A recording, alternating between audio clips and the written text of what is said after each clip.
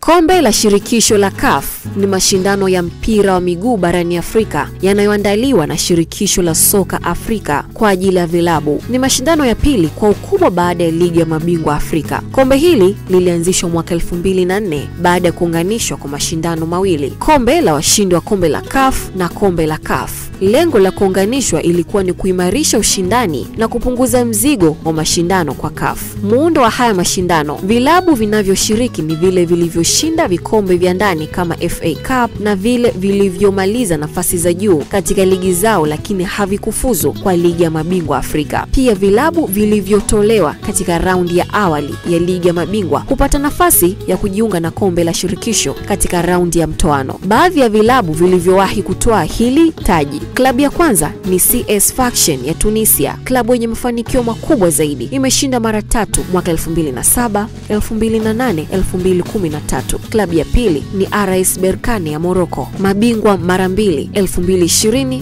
2022. Klabu ya tatu ni TP Mazembe ya DR Congo, mabingwa 2016, 2017. Klabu ya 4 ni Raja Casablanca ya Morocco, mabingwa 2018, 2021. Klabu ya 5 ni USM Alger ya Algeria, mabingwa wa mwaka 2023. Mafanikio ya klabu za Afrika Mashariki. Klabu za Afrika Mashariki hazijapata mafanikio makubwa sana kwenye mashindano haya, lakini baadhi kama Yanga kutoka Tanzania walifika fainali mwaka 2023 wakapoteza kwa USM Alger. APR ya Rwanda, Gor Mahia ya Kenya na Simba kutoka Tanzania wamewahi kufika hatua za makundi au mtoano. Mimi ni Zaituni Yasin, asante.